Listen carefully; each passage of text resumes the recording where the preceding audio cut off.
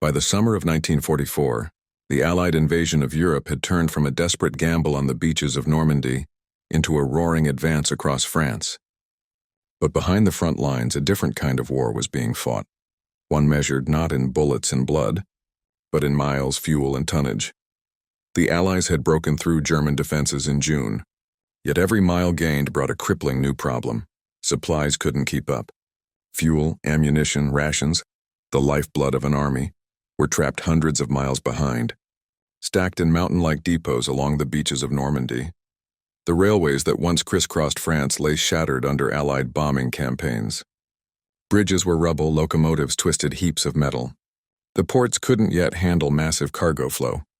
What remained were the roads, narrow, war-torn, and clogged with endless columns of trucks struggling to move the essentials forward. Each army required thousands of tons of supplies per day. Patton's Third Army alone consumed over 350,000 gallons of fuel daily as it punched eastward toward Germany. Every delay, every burned-out engine, every lost truck meant tanks left stranded, planes grounded, and men going hungry. By mid-August, the supply situation reached breaking point. The farther the Allies pushed, the thinner their lifeline became. Drivers were working 20-hour days, sleeping in their seats and repairing engines with scavenged parts. Convoys vanished in mud or were destroyed by strafing runs. The official reports were grim. An estimated 1 out of every 5 trucks never reached its destination. Some were abandoned, others misrouted, a few hijacked or looted along the way. The front line was winning battles, but the rear was losing the war of endurance.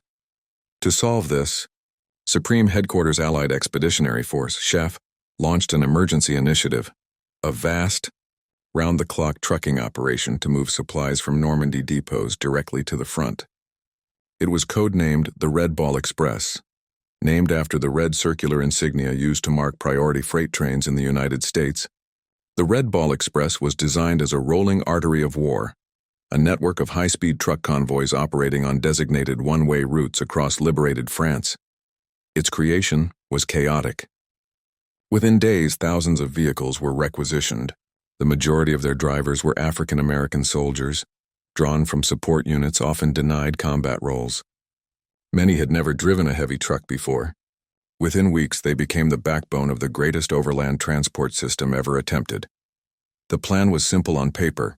Supply trucks would depart from coastal depots at Cherbourg and Saint-Lô, travel east through temporary highway routes, and deliver directly to the armies surging forward. But the reality was anything but simple. Fuel shortages forced vehicles to siphon gasoline from wrecks or borrow from one another mid-route. Maps were incomplete. Weather turned dirt roads into swamps. Mechanics worked by flashlight through the night. The pressure was relentless. The Army's appetite for supplies seemed bottomless. Commanders issued a desperate order: keep the trucks rolling at all costs. If a vehicle broke down, it was pushed off the road. If the crew was exhausted, replacements were sent in. If roads became impassable, new ones were carved out of the countryside. Still, losses remained staggering. Convoys operated without radio communication. Drivers often got lost, traveling alone through enemy-patrolled territory. Some convoys ran out of fuel before even reaching their destination. Others collided, creating traffic jams that lasted for hours. It was clear the Red Ball Express, though bold, was bleeding efficiency. The numbers didn't lie. Nearly a third of supplies were delayed, damaged, or lost entirely. In a war defined by precision and timing, this chaos couldn't last. The Allied advance was slowing, not because of the enemy, but because of exhaustion and disorganization. Among the hundreds of convoy officers trying to keep order was one man, a quiet logistics leader with an unconventional idea. He wasn't interested in rank or protocol. He cared only about results. Watching trucks leave in scattered groups, he saw the problem not as a failure of manpower, but a failure of rhythm. What if, he wondered, the convoys never stopped, not for rest, not for orders, not for mechanical inspection? What if, instead of hundreds of small, disconnected columns, there was one continuous chain, a living, breathing system that fed itself day and night? His suggestion drew laughter at first. Officers called it impossible, drivers called it suicide. But he called it simple logic, and soon that logic would turn chaos into control. The man behind the idea wasn't chasing glory. He was chasing order. His name rarely appeared in reports, overshadowed by the generals whose victories he fueled. But in the eyes of the drivers, he became a quiet legend. He noticed a pattern. Every time convoys stopped to rest, refuel, or wait for orders, confusion followed. Trucks piled up. Engines overheated. Supplies idled while soldiers starved or tanks ran dry. The system, he realized, wasn't broken because of enemy action. It was broken by hesitation, so he proposed something radical. He called it a continuous convoy chain. Instead of dispatching trucks in random scattered groups that jammed the roads, every vehicle would move in a synchronized flow. 2 parallel roads were designated, one strictly for outbound traffic carrying supplies and one for returning empty trucks. No stops, no cross-traffic, no individual decisions. Drivers wouldn't wait for escorts or orders. They would follow the chain night and day as part of a living system that never paused. To the staff officers at Chef, it sounded reckless. Continuous movement meant no rest, no inspection time, and no flexibility if something went wrong. But on the ground, where men saw trucks vanish daily, it made perfect sense. By early September 1944, the idea was quietly tested. The first continuous chain convoy left from Saint-Lô, heading toward Chartres, then Versailles, a route stretching over 300 kilometers. Hundreds of GMC Jimmy trucks rolled bumper to bumper through mud and fog, each carrying 4 to 5 tons of supplies: fuel drums, food, ammunition, medical kits. Military police guarded intersections.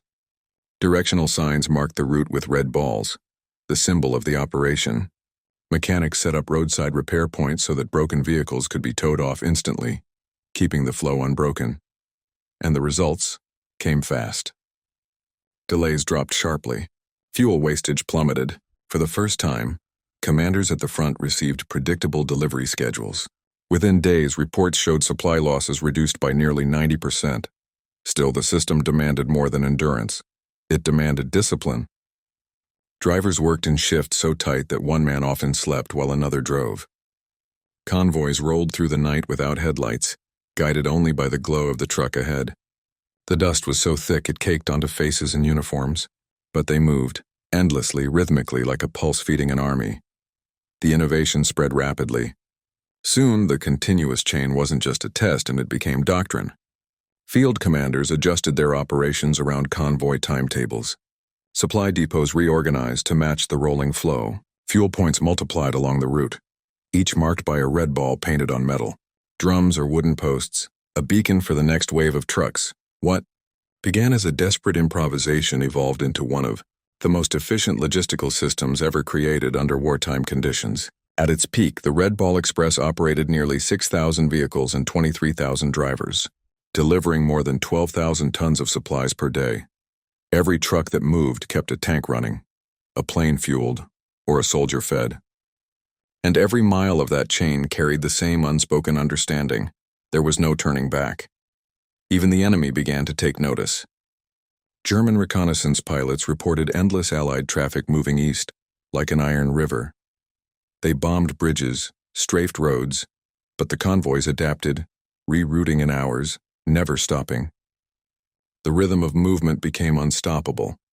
Behind the front, commanders started to realize something profound. This wasn't just about logistics anymore. It was about momentum. An army that could move faster than it could be supplied was doomed. But an army whose supply lines could match its speed was invincible. The man who first proposed the ridiculous idea of continuous movement had changed the nature of modern warfare without firing a single shot. And to truly grasp the scale of his impact and the lives behind the numbers, we must look deeper into the forces that made it all possible. The human will, the tactical precision, and the machines that carried a continent's hope on 4 wheels. To understand how one convoy system transformed the Allied war machine, we must look at it from every angle, from the men who drove it, the tactics that sustained it, and the machines that carried it. The Red Ball Express was more than trucks and timetables. It was men, flesh and fatigue powering steel. Most of them were African American soldiers, members of segregated transport units assigned to support duty far from the front. Few had training. Many had never left the United States before. When they climbed into their trucks, they were handed not medals or speeches, but simple orders. Deliver or die trying. The work was merciless. Drivers spent up to 20 hours a day behind the wheel, jolted by shell-cratered roads, blinded by dust, drenched in rain. Some wore goggles at night just to keep the grit from their eyes. Meals came cold from ration tins. Sleep came in fragments. 30 minutes on a seat or none at all. Yet despite the exhaustion, morale burned bright. These men understood the weight of their mission. Without them, Patton's tanks would stop cold. Without them, divisions would starve. They were the invisible spine of victory. They gave their trucks nicknames: Big Bertha, Lil Trouble, Iron Mule. They painted messages on bumpers, played jazz on cracked radios, and kept each other awake with songs that rolled across the night. In their letters home, they didn't write about glory or gunfire. They wrote about the roads, the endless mud, the fog, the feeling of driving through hell just to deliver hope. Every convoy that returned without loss was a quiet victory. Every man who made the run earned respect not through rank, but through endurance. Behind the dust and diesel was a system of extraordinary precision. The continuous chain method wasn't simply about speed, it was about flow. Military planners mapped every route in advance. The highways from Saint-Lô to Chartres, and from Chartres to Verdun, became arteries dedicated solely to the Red Ball. Outbound roads were marked with red circular signs, inbound roads with blue. Military police controlled every intersection, waving convoys through with no hesitation. Civilian traffic was banned completely. Convoys departed every few minutes, forming a synchronized rhythm. Each carried mixed loads: fuel, rations, ammunition, carefully balanced so no single delivery held up another. Truck spacing was set at exact intervals. Drivers were forbidden from stopping unless ordered by MPs. If a vehicle broke down, it was towed aside by a recovery crew, its cargo transferred to the next truck in line. The rule was simple: the line never stops. It was logistics at its purest form: movement without pause, time without waste. The plan also had a psychological effect. Drivers no longer felt alone in the vastness of France. Each man knew that another truck was ahead and behind, that he was part of a living organism feeding the front line. Errors dropped. Efficiency rose. And the front began to trust that when supplies were needed, they would arrive, not soon, but on time. The Red Ball became a war within a war, a battle against distance, delay, and disorganization. The backbone of the Express was a machine known simply as the GMC CCKW2 1-2-ton truck, nicknamed the Jimmy. It was crude, loud, and indestructible, the true workhorse of the Allied Army. Each Jimmy carried up to 5 tons of cargo and ran on a straight-six gasoline engine that groaned under load but refused to quit. It could climb muddy slopes, ford shallow rivers, and run for days with makeshift repairs. Maintenance crews worked miracles to keep them alive. Tires were patched with rubber from wrecks. Broken headlights were replaced with lanterns. When engines failed, spare parts were stripped from disabled trucks. Every tool and wrench became a weapon against exhaustion. Fuel efficiency was abysmal, roughly 6 miles per gallon, but reliability mattered more than economy. Mechanics calculated that every working truck was worth more than a tank, because without it the tank wouldn't move an inch. The trucks themselves told stories. Bullet holes patched with tin, mud caked to the windshield, steering wheels worn smooth from calloused hands, but together, thousands of them created a single image, an unending convoy, stretching from the beaches of Normandy to the gates of Germany. In that roar of engines lay the heartbeat of an empire on wheels. By the autumn of 1944, the Red Ball Express was no longer an experiment. It was a phenomenon. 75% of all Allied supplies in northern France were delivered by truck. Every mile gained at the front began with a gallon poured from the back. But the story didn't end with machines or maps. The system's success carried deeper implications in risk, leadership, and moral resolve. Because even as it flourished, the Red Ball Express was walking a razor's edge. The skies were dangerous, the weather unforgiving, and the men driving those convoys soon faced threats far deadlier than exhaustion. The roads of northern France were not safe. Even after the Allied breakout from Normandy, German resistance lingered. in snipers, isolated machine gun nests, and Luftwaffe fighter bombers prowling for easy targets. Every truck on the Red Ball Express was a moving target. The Luftwaffe struck by day, sweeping low to strafe convoys. Drivers learned to spot the faint glint of sunlight on wings, the hiss of incoming fire. When attacked, they drove faster, never stopping. Abandoning a vehicle meant losing not just supplies but the rhythm of the chain. At night, the danger shifted. German paratroopers and saboteurs operated behind Allied lines, laying mines or rigging bridges. Drivers spoke of hearing explosions miles away. The sound of a convoy hit before them. There were no armored escorts for most of these runs. A trucker's only protection was speed, instinct, and the truck itself. Some drivers welded steel plates to their doors. Others hung spare tires over the cab for makeshift armor. It wasn't much, but it was something. And yet, despite these dangers, morale never cracked. For many, fear became routine and another gear in the engine. They measured survival not by luck, but by how well they stayed in motion. The Red Ball Express lost trucks, yes, hundreds to accidents, shell fire, and mechanical failure. But it never stopped running, not once. Even during the worst Luftwaffe raids, convoys diverted through side roads, backfields, and destroyed villages. Supplies arrived late, damaged, sometimes burned. But they arrived. The Germans began to call the American convoys Die Rollende Festung, the rolling fortress. They could bomb them, but they could not stop them. While generals debated grand strategies, it was the logistician, the invisible architects, who kept the armies alive. Among them was General John C. H. Lee, commander of the communications zone, who recognized that victory wasn't only about frontline bravery, it was about the fuel that reached the front. Lee pushed for operational autonomy for the Red Ball Express. He authorized the convoy system's dedicated routes and shielded it from bureaucratic interference. Critics mocked him for trusting unproven ideas and for giving young officers too much freedom. But Lee understood what few others did. Speed was life. Under his leadership, innovation flourished. Officers were encouraged to adapt, to bend rules if it meant keeping supplies moving. Fuel depots became 24-hour hubs. Mechanics operated like pit crews.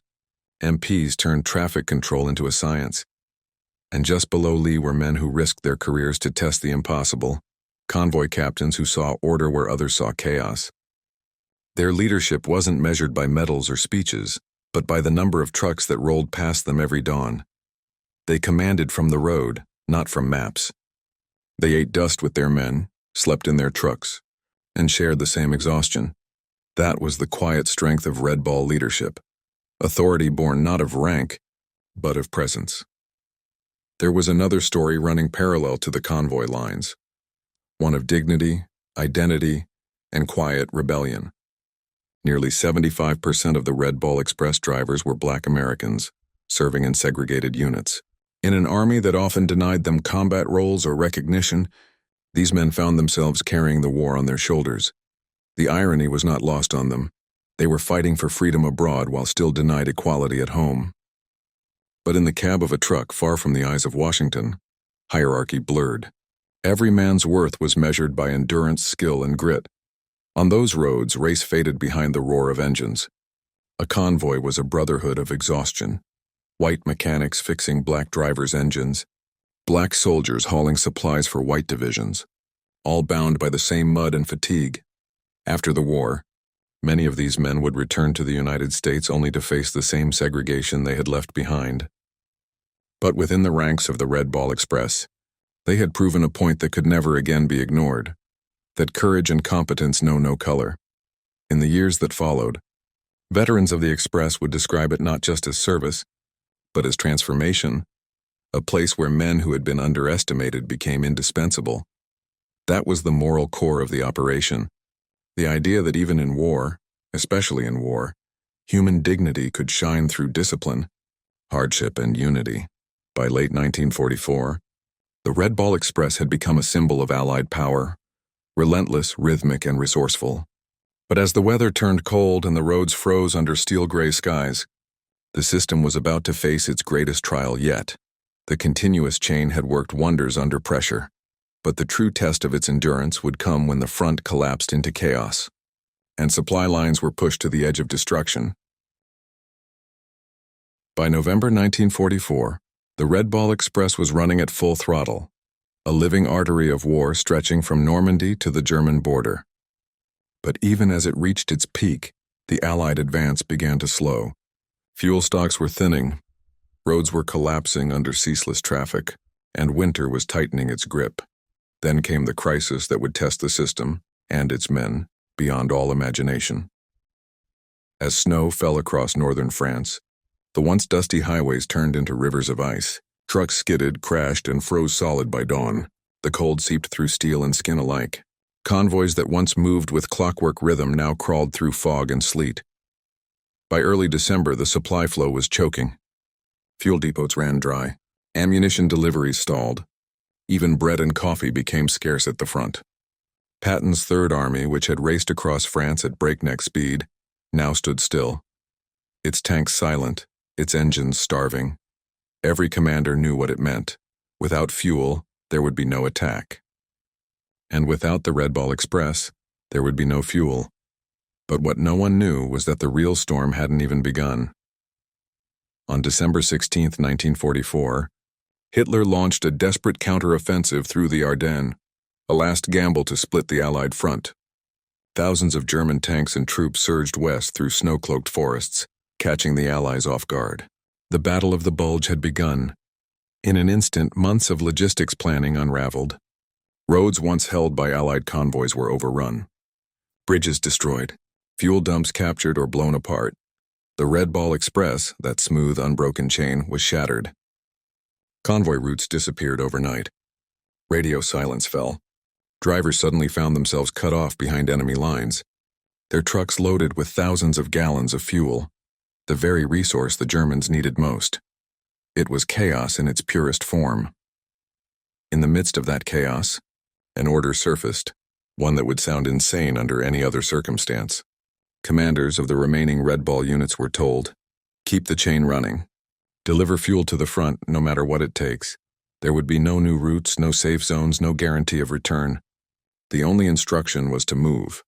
To make that happen, the same man who had once proposed the continuous chain method, now an exhausted, frost-bitten officer, pushed his idea to its limit. If trucks couldn't move safely in daylight, they would move at night. If convoys couldn't use designated roads, they would make their own. And if bridges were gone, they would drive through rivers. It sounded ridiculous. But as the battle raged and supplies dwindled, it was the only option left. The following nights became legend. In temperatures below freezing, convoys rolled out from the Meuse River toward the embattled towns of Bastogne and Saint-Vith. The roads were narrow, covered in ice, and crawling with enemy patrols. Drivers could see the glow of artillery flashes on the horizon. The front was that close. Some convoys drove straight into shellfire zones, headlights off, engines muffled by snow. When a truck was hit, another would pull up, unload part of its cargo, and continue forward. The rule was absolute. Nothing stops the chain. Every gallon of fuel delivered could mean one tank saved from capture, one column of soldiers rescued from encirclement. In some areas, convoys ran under the cover of fighter planes, Allied P-47 Thunderbolts circling above to protect the lifeline below. By late December, despite catastrophic conditions, supplies were reaching the front again. The system, battered, improvised, and ridiculous by design, was holding. And in Bastogne, where the 101st Airborne Division was surrounded, the trucks rolled through artillery smoke, bringing fuel and ammunition that kept their defense alive. As the battle reached its height, something remarkable happened. The same system that had begun as an experiment of logistics now dictated the tempo of the entire Allied response. Convoys became the veins of resistance. Each delivery of fuel allowed tanks to counterattack, artillery to fire, and wounded soldiers to be evacuated. When Patton's forces finally launched their legendary drive north to relieve Bastogne, they did so on the power of the Red Ball Express. Every drop of gasoline that fueled their Sherman tanks had been hauled through the snow by men who drove without headlights. Sleep or certainty. Even Patton himself acknowledged it later. "My men can eat their belts, but my tanks have got to have gas." The Red Ball Express had given them that gas, and with it, the means to turn the tide. By New Year's Eve, 1944, the German offensive was collapsing. The Allies were advancing again. And though newspapers celebrated Patton's daring maneuvers and the valor of the 101st, the true engine of victory roared behind them, in the endless rhythm of trucks that never stopped moving. The continuous chain had survived the storm. But not without cost. Hundreds of men had died on those roads. Thousands of trucks were lost. And yet, against all odds, the lifeline had held, proving that sometimes the most extraordinary victories are won not by heroes on the battlefield, but by the hands that keep them supplied. By early 1945, the front lines were pushing deep into Germany. Cities like Aachen, Cologne, and Trier were crumbling under Allied bombs. Every mile gained demanded another 1,000 gallons of fuel, another shipment of shells, another endless line of trucks. But the Red Ball Express, though hailed as a miracle, was running on borrowed time. Its vehicles were battered, its drivers exhausted. The once proud convoys had become a patchwork of breakdowns, wrecks, and improvised repairs held together by wire and determination. Every soldier knew the truth. Without the trucks, the war would stop. And yet, as the Allies crossed the Rhine, that truth would be tested one last time. March 1945. The Rhine River, Germany's final natural defense, loomed ahead. Patton, Montgomery, and Bradley all needed massive fuel reserves to power the final push into the heart of the Reich. But the supply system, overstretched beyond reason, was disintegrating. Roads were collapsing under frost. Bridges sagged under too much weight. And the Red Ball's own depots were now hundreds of miles behind the front. At one point, out of 6,000 operational trucks, fewer than 1,800 could still run. The rest sat dead on the roadside, engines blown, transmissions seized, or simply out of fuel themselves. Men scavenged parts from wrecked vehicles, welding and hammering under rain and artillery noise. One driver wrote in his diary, "We are ghosts driving skeletons, but the army moves, so we move." To ease the strain, British engineers attempted something unprecedented. Pluto, the pipeline under the ocean. It was designed to pump fuel directly from Britain to mainland Europe through massive underwater cables. But while the idea was revolutionary, its reach was limited. Most of the front still depended on trucks. And so, even as engineers celebrated the first trickles of pipeline fuel, thousands of drivers were still grinding gears across the frozen countryside, hauling 5-gallon jerry cans by hand when engines failed. The Red Ball Express was no longer just a logistics network. It was a test of endurance, will, and sheer defiance of physics. Of all those who drove the convoys, nearly 75% were African American soldiers. Men often denied combat roles but entrusted with the most critical lifeline of the war. They faced double battles, one against the enemy and one against the prejudice within their own army. They were called truckers, grease monkeys, sometimes worse. Yet their discipline and resilience became the backbone of the entire Allied supply chain. In interviews decades later, veterans recalled the contradictions of their service.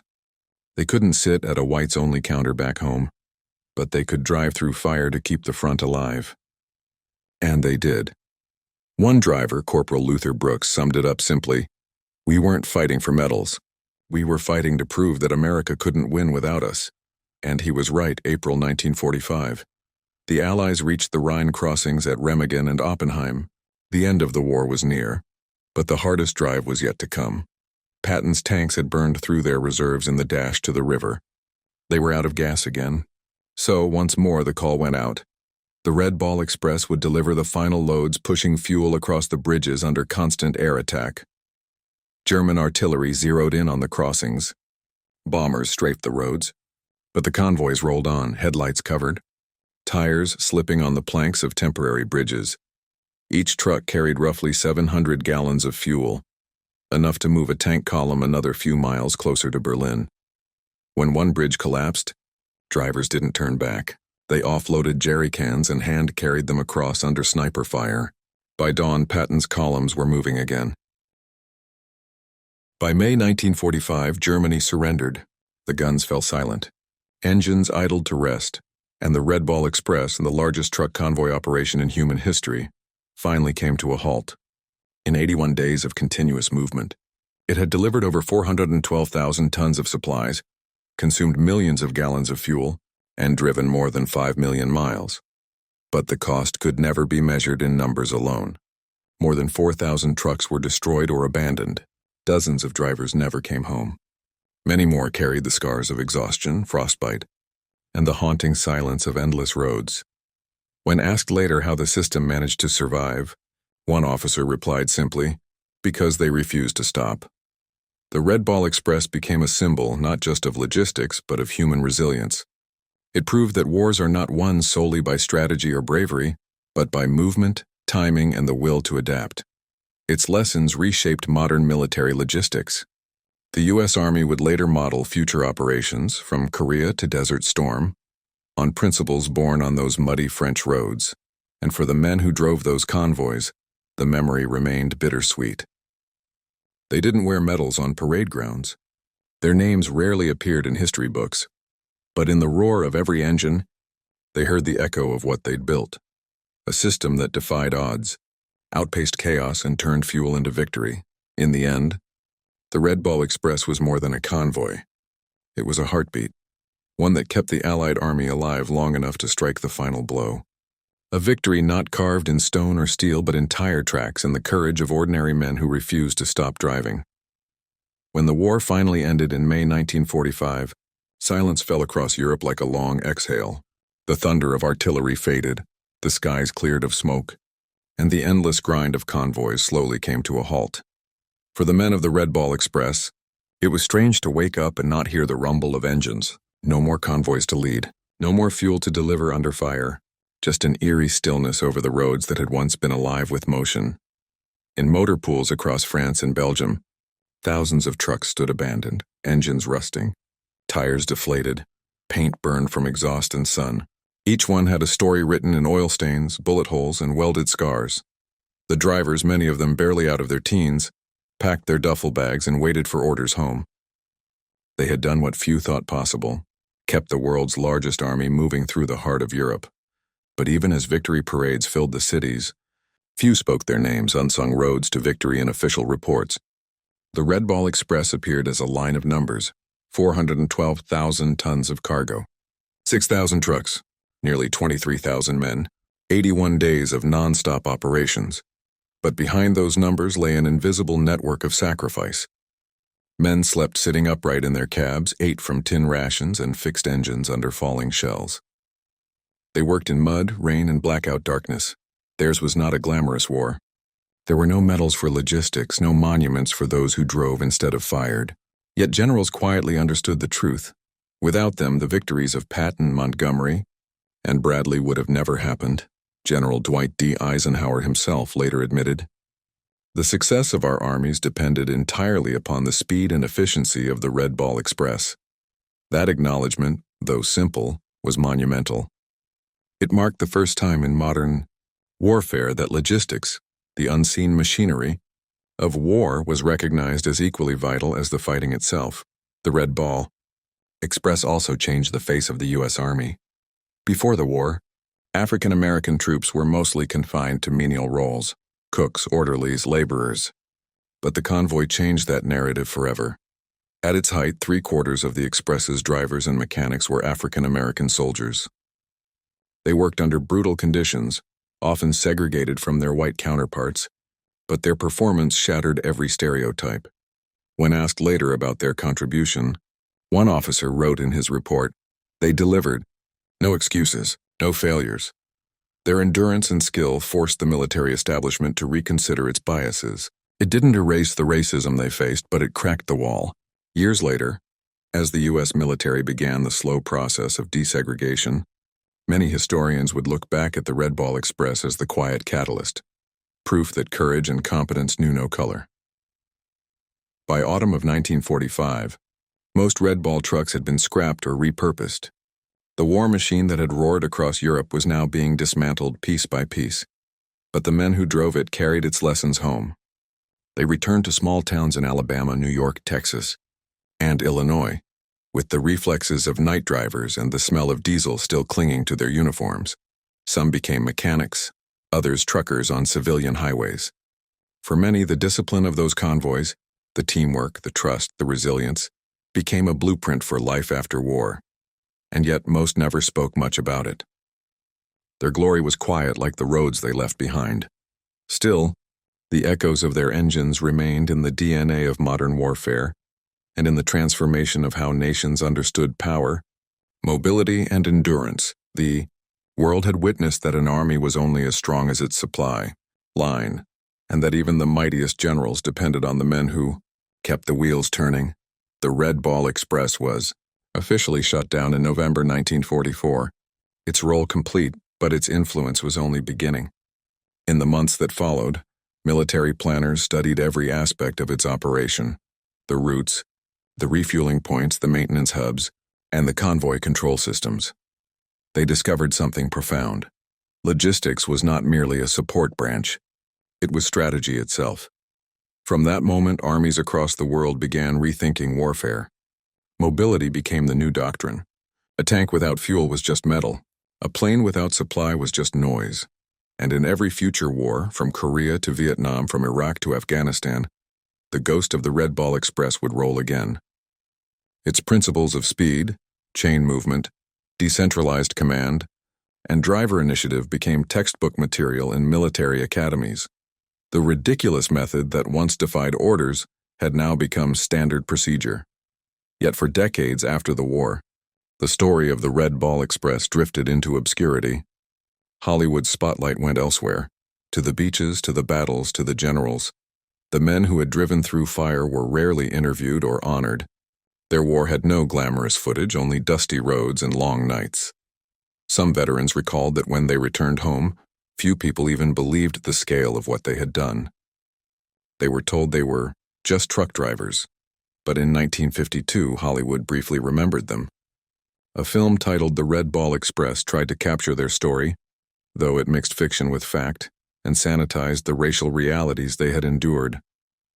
Still, for the first time, audiences saw the convoys on screen, roaring through mud, dodging bombs, hauling lifeblood across Europe. It wasn't perfect, but it was something.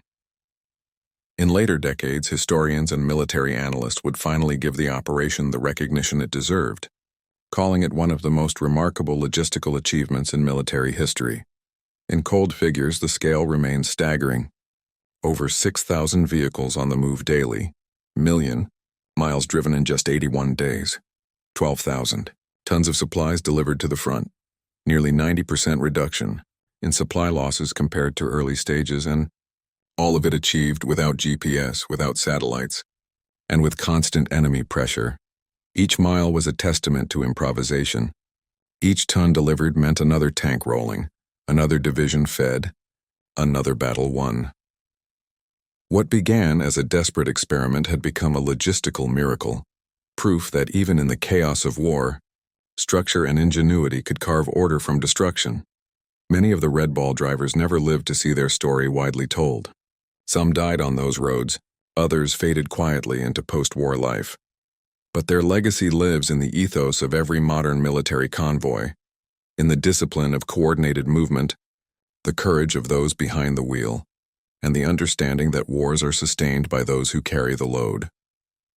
When asked years later if he'd do it again, one veteran laughed and said, "If it meant keeping our boys alive up front, I'd drive that road blind."